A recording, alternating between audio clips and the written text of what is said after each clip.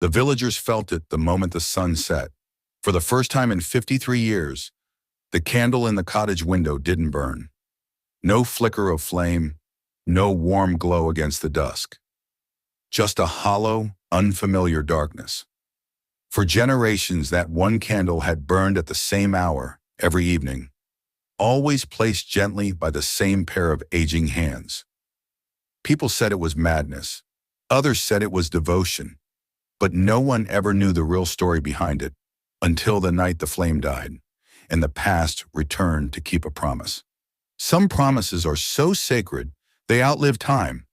This is the story of an old woman and the candle she lit every night for the man who never returned. Welcome to Elder Heart, where every story touches your heart. To know full emotional story, watch complete video. Let's begin. Amelia Whitmore lived in a weathered stone cottage on the edge of Windmere Village.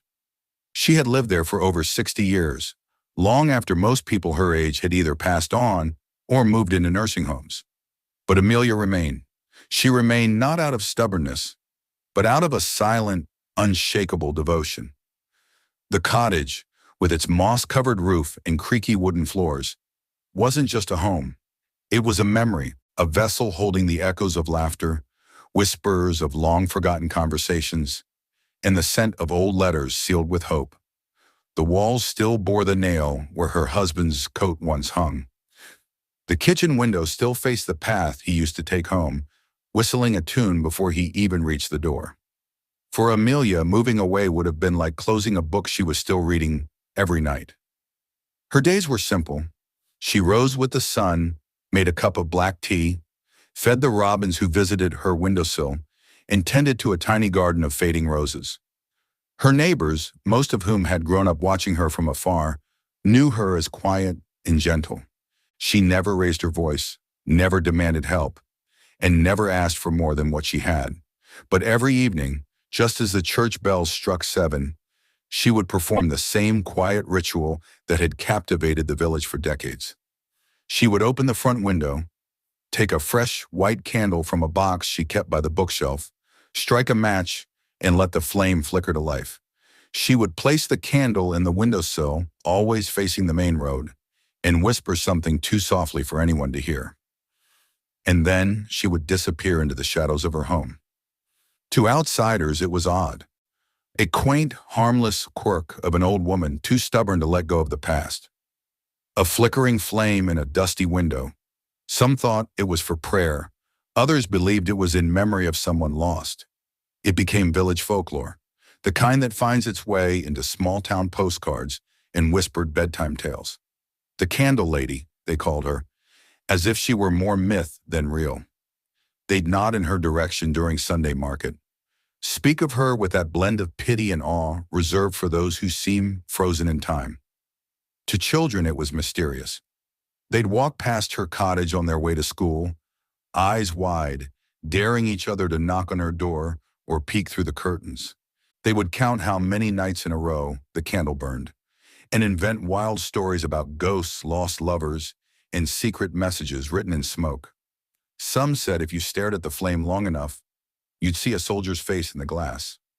Others believed the candle would go out the night something terrible happened. But none of them dared ask Amelia what it really meant.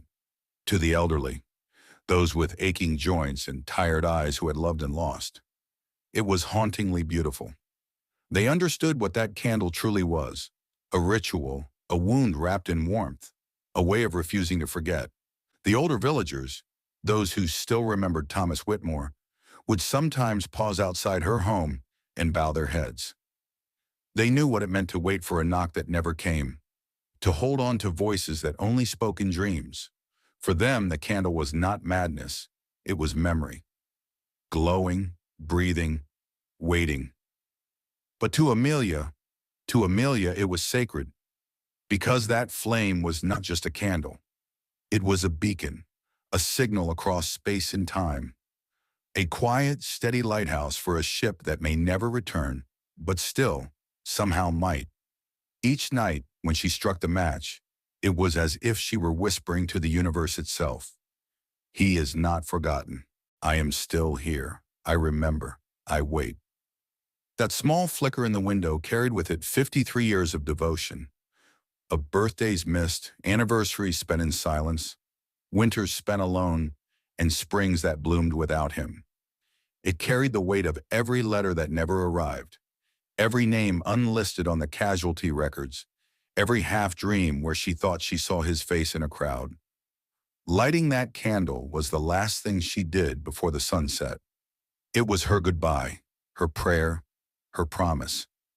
She never lit it out of habit. She lit it with purpose. Even as her hands trembled with age, even when her vision blurred and her knees ached from walking. Even when the world forgot him, she remembered.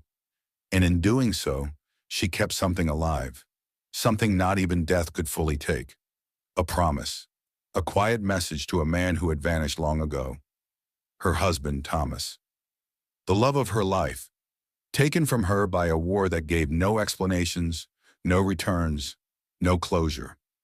All she had left was a single photograph, a wedding ring, and the last words he had spoken before he boarded the train. Light a candle for me every night, so I can find my way home. And so she did. Every single night, for 53 years. People spoke of her in hushed voices, calling her the candle widow, or the woman who waits. Every evening at exactly 7 o'clock, no matter the weather or season, Amelia would light a single white candle and place it on the windowsill facing the road. She'd stand by it for a moment, whisper something no one else could hear, and then slowly retreat into the shadows of her cottage. It became a local legend. Children dared each other to run past her home after dark. Tourists snapped photos from a distance, but Amelia never cared. The candle wasn't for them. The story behind the candle began more than half a century earlier. When Amelia was only 22, she fell deeply in love with a young man named Thomas Whitmore. He was a kind-hearted carpenter with a boyish grin and deep-set eyes that seemed to hold the world. They met at a village fair, dancing beneath strings of paper lanterns, and within a year, they were married under the willow tree by the riverbank. It was a simple life, but it was enough. They dreamed of children, built a nursery, and planted apple trees in the yard. Then the war came. Thomas was drafted. The morning he left, Amelia clung to him like the wind itself would carry him away. He cupped her face and said, "Light a candle for me every night, so no matter where I am, I'll see it and find my way back to you." She laughed through her tears and nodded. "I promise," she whispered. He never returned. There was no telegram, no confirmed death, just silence. Letters stopped arriving. The war ended. Soldiers returned. But Thomas didn't. Amelia waited. At first she lit the candle every night, believing with all her heart that he'd walk through that door again. Then months passed, then years. Still, the candle burned. Friends encouraged her to move on.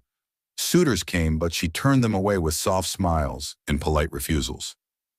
"I'm already married," she'd say. Her hair turned gray. Her steps grew slower. But that promise, that one fragile thread of hope, held her to the ritual. 53 years, 18,000 nights, one candle. And then came the night it didn't. It was a stormy evening, thick with lightning and wind. Rain lashed at the village rooftops. That night, a young schoolteacher named Grace, who had just moved into the house across the street, noticed something strange. The candle in Amelia's window, the one she'd seen every night since moving in, was missing. The window was dark. Concerned, Grace ran across the road, umbrella in hand, and knocked on the cottage door. No answer. Others soon gathered. Neighbors, children who had once feared the house now stood silently in the rain. Finally, the door was opened by the local baker, who had a spare key from delivering bread to her years ago. Inside, they found Amelia sitting peacefully in her wooden chair by the window, her frail hands resting in her lap. Her eyes were closed. A gentle smile curved her lips. And in her hand was a photograph. Thomas, young, smiling in uniform. She had passed away. But it was not the image of death that brought tears to their eyes. It was what lay beside her on the small table. A fresh candle, a matchbox, as though she had planned to light it, but didn't need to anymore. That night, something even stranger happened. Several people swore they saw a man walking through the rain just after midnight. He wore a long military coat, he had a limp and a hat pulled low, but his eyes, they said his eyes looked like Thomas Whitmore's. No one knew where he came from or where he went, but many believe he had finally found his way home because of that candle. Grace, the school teacher, now lives in Amelia's cottage. She keeps a candle in the window, not out of obligation, but in honor, in belief, in the quiet power of promises kept across time. Love doesn't always end with a kiss or a wedding. Sometimes it ends with silence, with waiting, with one person keeping a promise for a lifetime. Amelia's candle may no longer burn, but her devotion lit a path that even time could not erase. If this story touched your heart, let it light a candle in yours. Don't forget to like, comment, and share this story with someone who believes in the power of love. And if you're new here, subscribe to Elder Heart for more true and timeless tales that will stay with you long after the screen fades to black. Until next time, keep the flame burning.